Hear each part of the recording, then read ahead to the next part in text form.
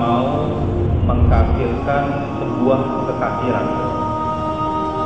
Ketika seorang muslim tidak mau mengkafirkan sebuah kekafiran atau ragu dengan sebuah kekafiran, atau bahkan malah membenarkan atau mendukung kekafiran.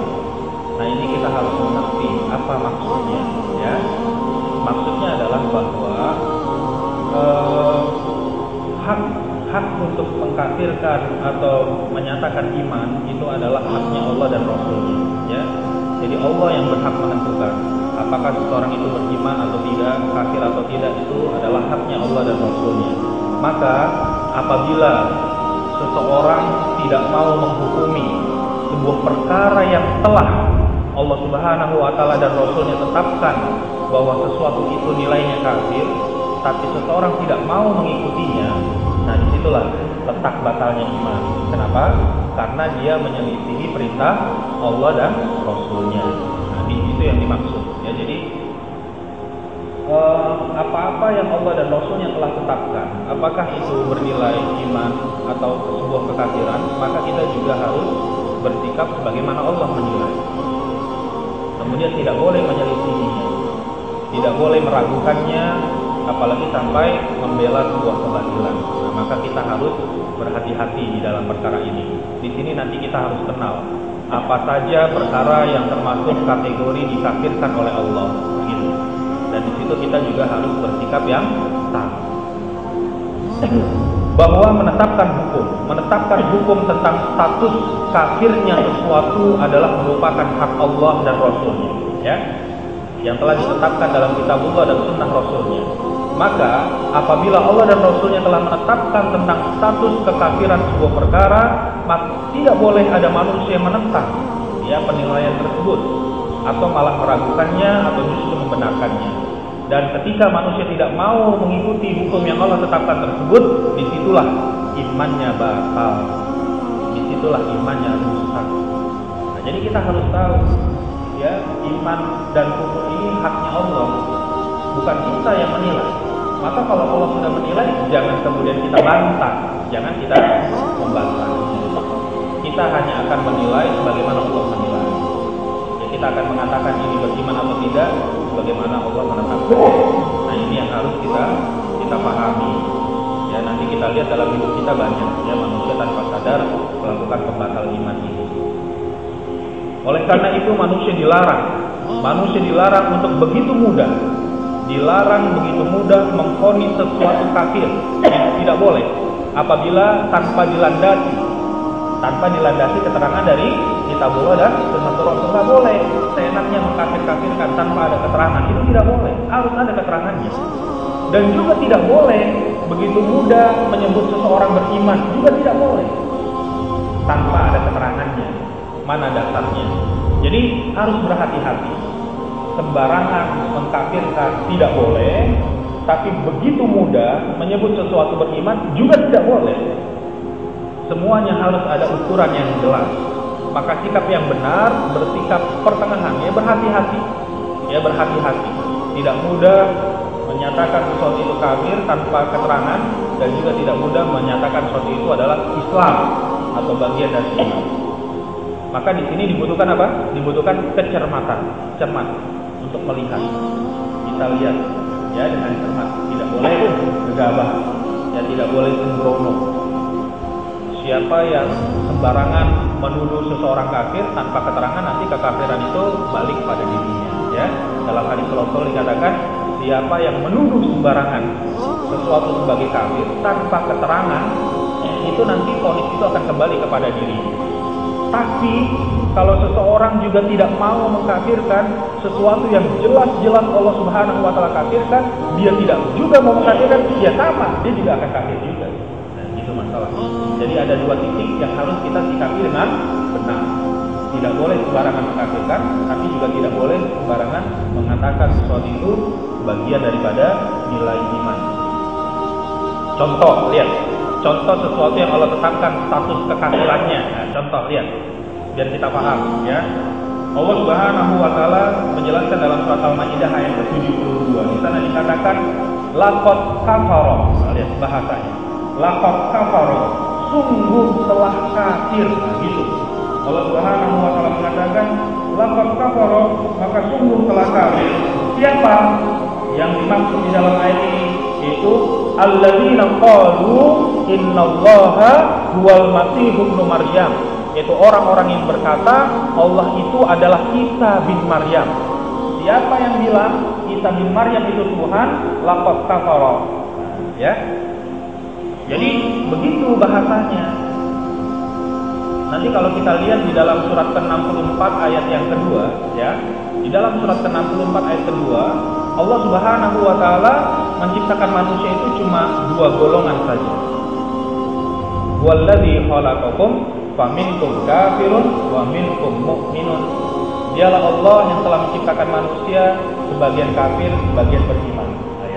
Manusia itu terpecah menjadi dua, sebagian beriman, sebagian kafir. Maka tidak boleh kemudian kita katakan dia tidak kafir. Orang yang meyakini Nabi Isa sebagai Tuhan, dia kafir. Kadang-kadang kita suka beragama pakai perasaan, itu masalahnya. Ya, beragamanya nggak pakai dalil. Tetap kita tidak mau sebut dia kafir. Kita sebut non Muslim, itu kadang-kadang. Katanya dibilang kafir itu kasar. Kalau kita menuduh kata-kata kafir itu kasar, kita menuduh Quran ini salah berarti, ya kan?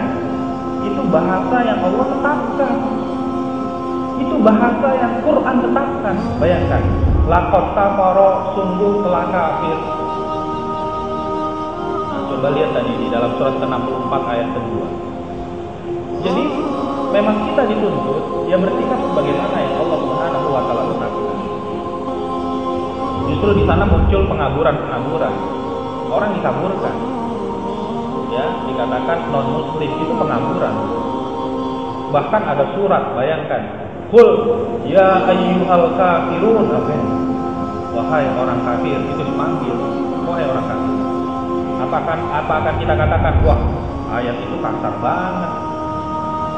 Wahai non-muslim, harusnya gitu, apa begitu? Qul ya ghairul muslim, apa begitu? Ya. Nggak ada ayat itu. Ya, padahal Nabi Isa sendiri berkata apa? Ya Bani Israel, u'budullah. Ya, padahal Nabi Isa sendiri berkata apa? Wahai Bani Israel, sembahlah Allah. Nabi Isa tidak pernah memerintahkan ya kaumnya untuk menyembah dirinya, tidak. Itu adalah kesesatan yang dilakukan oleh kaumnya sendiri. Nabi Isa tidak pernah memerintahkan seperti itu. Ini contoh satu. Maka nggak boleh ragu lagi, ya. Jadi kita berkata itu berdasarkan hujjah dalil, bukan pakai perasaan-perasaan. Yang kedua, dalam surat ke-47 ayat ke-8 sampai ke-9, termasuk kategori yang Allah Subhanahu wa taala kafirkan. Walladzina kafaru fataqsal lahum wa adalla a'malahum. Dzalika bi annahum karihu ma anzalallahu wa ahbata a'malahum. Lihat dalam ayat ini, walladzina kafaru, dan orang-orang kafir, fataqsal lahum, kecelakaan buat mereka, kecelakaan. Coba perhatikan ya, itu digaris bawahi. Walladzina kafaru fataqsal lahum, orang kafir itu kecelakaan bagi mereka. Kenapa mereka celaka? Karena mereka tidak beriman. Karena tidak punya iman, hidupnya tidak baik. Maka tidak ada tuh salam sejahtera, nggak ada. Yang ada assalamualaikum warahmatullahi wabarakatuh, demikian. Kemudian sama orang kafir kita bilang salam sejahtera. Salam sejahtera itu artinya apa?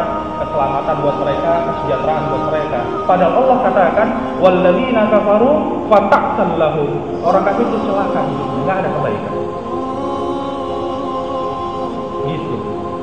Kalau mereka ada keselamatan, ada kesejahteraan, ya kenapa kita jadi orang Islam? Sama aja, orang kafir selamat juga. Padahal Allah katakan tidak ada keselamatan. Itu yang saya maksud. Tidak boleh beragama pakai perasaan.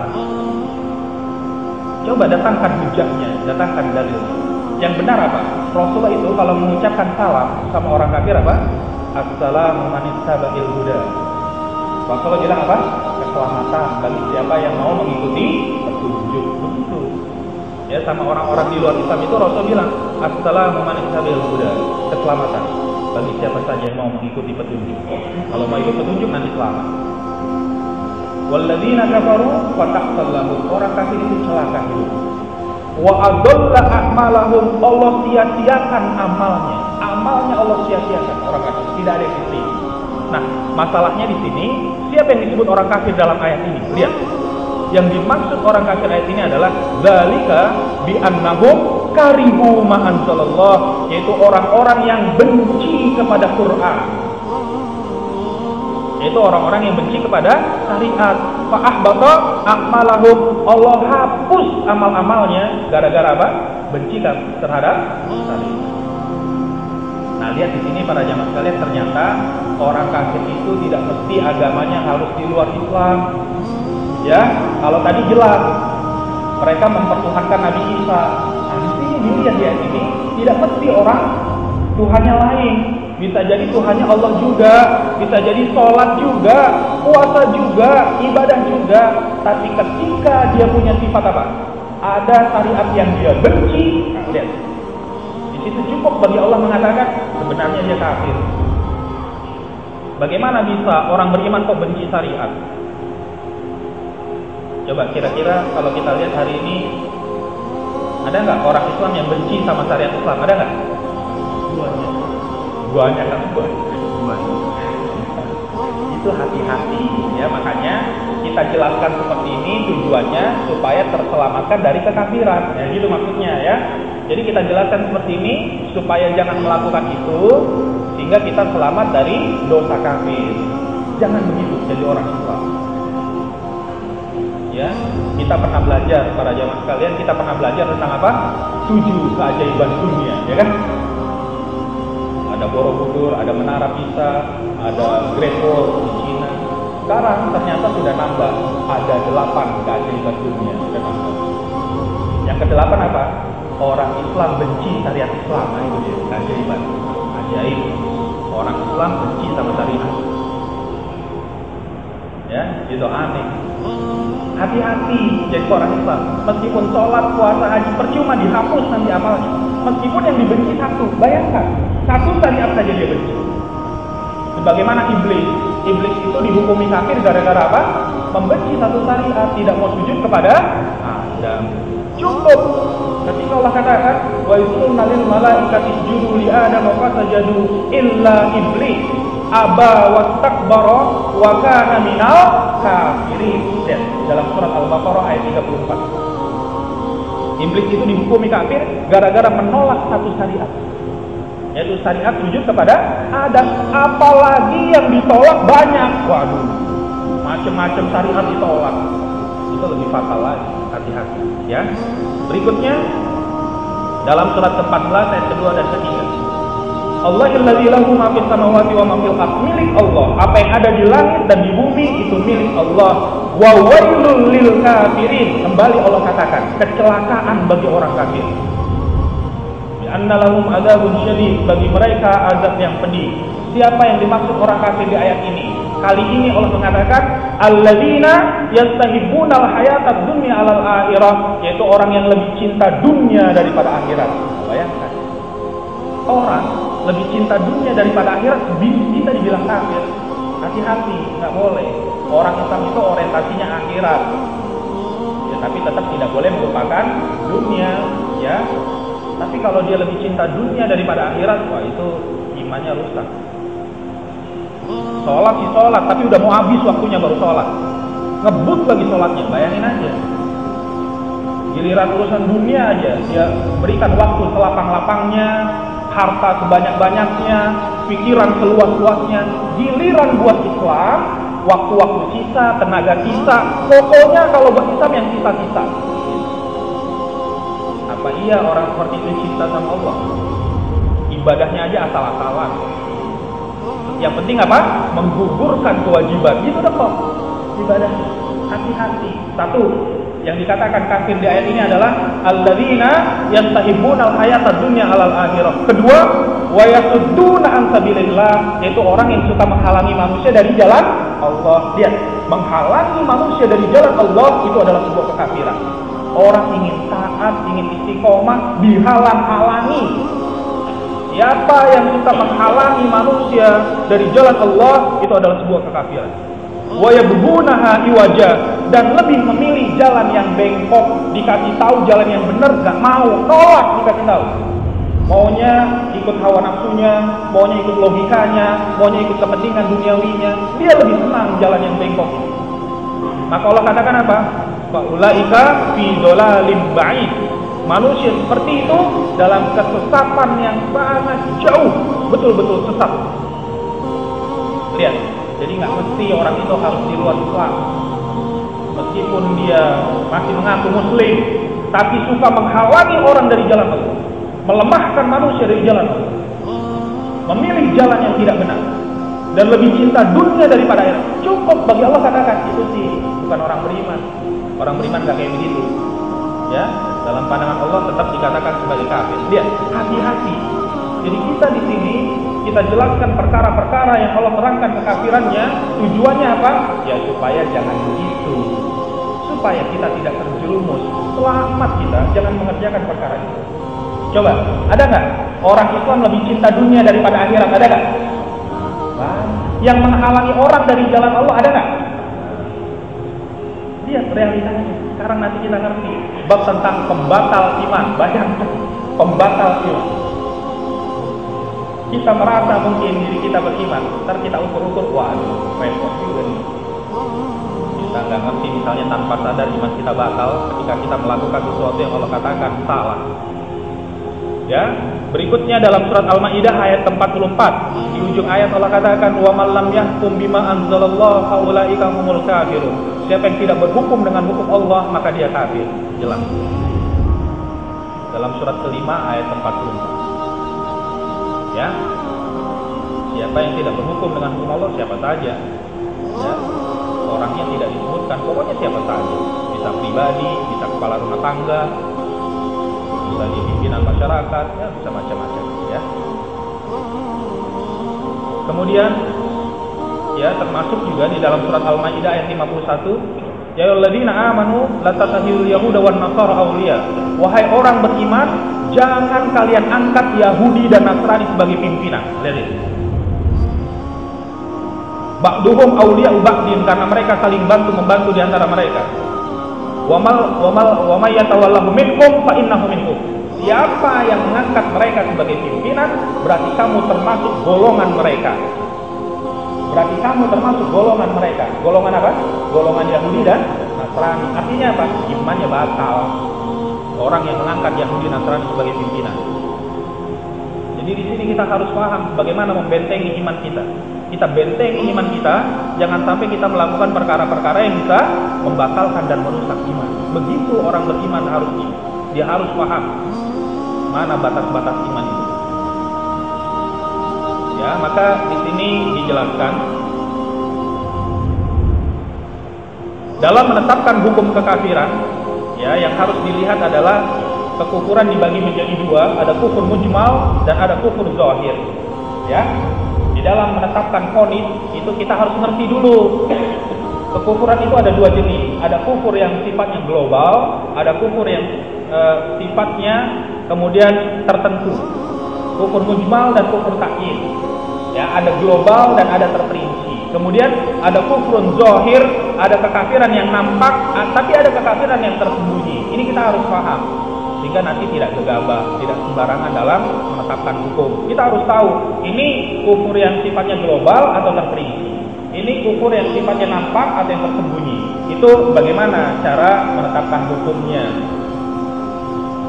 Ya, kufur mujmal, kufur global itu seperti tadi, ya. Yang disebut itu semua, ayat-ayat tadi, itu menyebutkan tentang kufur mujmal, kufur global. Apa sih kufur mujmal?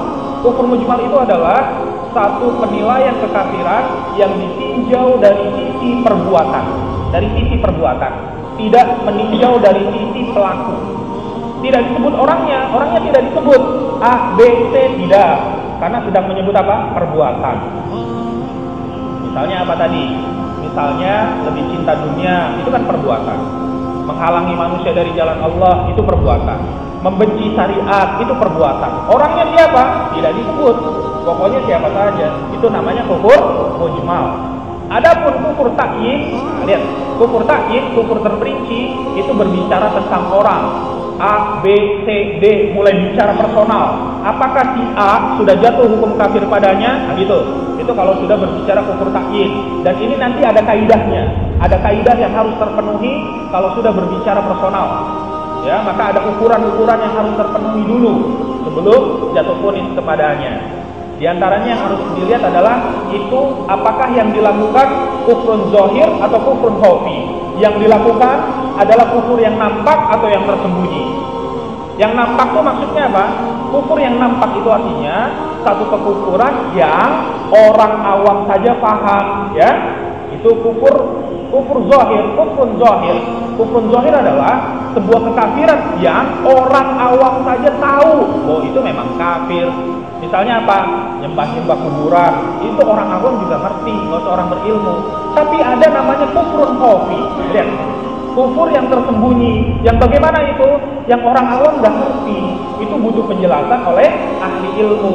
Ahli ilmu akan menjelaskan, hati-hati, ini perbuatan kafir. Karena orang awam nggak ngerti. Contohnya apa? Tadi yang saya sebutkan. Orang nggak paham, dipikir benci syariat itu biasa. Nggak taunya membenci syariat itu hukumnya kafir. Orang pikir cinta dunia itu biasa. Nah, itu kufur khafi yang samar, orang nggak paham. Maka dijelaskan. Ya, jadi begitu. Maka kalau dia melakukan kufrun khafi, melakukan kekafiran yang samar, maka harus dijelaskan dulu. Sebelum orangnya divonis, dijelaskan dulu. Kenapa Anda melakukan itu? Apakah Anda tidak tahu bahwa ini termasuk kekafiran? Lihat dalilnya. Nah, jadi harus sampai hujjah. Harus sampai keterangan dulu. Nah, lihat. Kalau sudah sampai keterangan, dia mau ikut atau tidak? Nah, itu dulu. Kalau orang ini sudah dikasih keterangan, dia mau ikut, berarti dia terbebas dari kekafiran. Tapi kalau sudah diterangkan, masih tetap saja cinta dunia, masih tetap saja membenci syariat, baru nanti jatuh vonis kepada yang bersangkutan. Itu kalau yang dilakukan kufrun khafi yang tersamar. Jadi harus dijelaskan dulu. Itu pun dipastikan akalnya sehat nggak nih? Jangan-jangan dia melakukan itu akalnya lagi nggak berfungsi. Karena kita tidak bisa menghukum orang yang akalnya tidak sehat. Orang yang akalnya tidak sehat tidak bisa kena hukum, ya kan? Atau apakah dia dalam keadaan terpaksa atau tidak? Jangan-jangan dia melakukan itu dalam keadaan terpaksa. Maka harus diperhatikan dulu. Itu kalau kaitannya personal, ya. Kalau kaitannya personal harus diperinci supaya tidak gegabah. Yang dimaksud terpaksa itu adalah dia diancam di bawah kematian. Ya, seperti Amr bin Yasir. Amr bin Yasir itu diancam dibunuh kalau tidak mau jadi kafir. Orang tuanya dibunuh, bapaknya, ibunya dibunuh di depan matanya, dipaksa jadi kafir. Dan kemudian dia diancam untuk dibunuh. Akhirnya Amr bin Yasir dengan terpaksa mengikuti kemauan orang kafir untuk menghujat Rasulullah.